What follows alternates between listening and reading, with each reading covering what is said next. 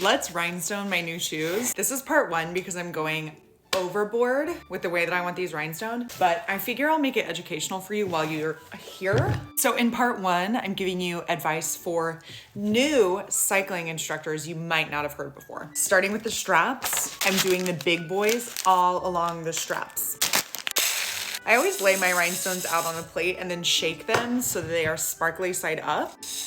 And then I use the jewel tip glue and a little wax picker to pick them up. I've been teaching indoor cycling now for about 5 years. I've taught over 1,000 classes, and these are some things I wish I knew at the beginning of my spin career that I feel like aren't as common advice pieces on the internet. Number one, probably the most relevant tip right now is there's a lot of indoor cycling content and choreography on the internet. Do not feel like you have to do all of that choreography all at once. If you don't feel confident doing the choreography, you are not going to feel confident explaining the choreography. Just because it's trending on the internet doesn't mean it will do well in a class. The internet is a great tool to learn new choreography for your spin classes, but not everything is for you. You don't know how long these writers and instructors have been practicing those movements, and it can be really discouraging to both you and your writers to try something that you are not equipped for, and it can make people scared to try again. Okay, one row done. That is so pretty.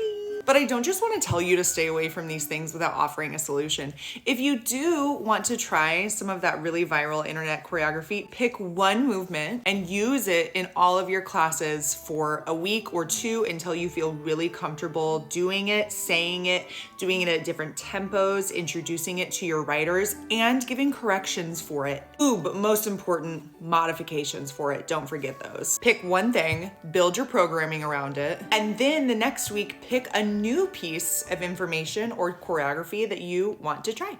Okay, second row down. And while we're on the topic of the internet, when you're a new instructor, it's really easy to get bogged down in comparing and competing to those classes you see go viral. You don't know their story. You don't know how long they've been building that class, forming a relationship with that class, educating and leading that class. You're gonna build your own. You have time to do your own thing, teach in your own style, teach in your own language and choreography, and build up to that kind of rapport with your writers. Looks so good. You don't start your spin career with a sold out room of 48 counts of choreography. You're gonna start with a small room of 6 to 10 writers, and you're gonna learn one move at a time. I really just wanna remind all new and aspiring instructors to take their growth at their own pace and trust the process, but most importantly, you have to trust in your community. Okay, well, wouldn't you know, I'm almost out of glue on day one. But this looks stunning. TM did their big one.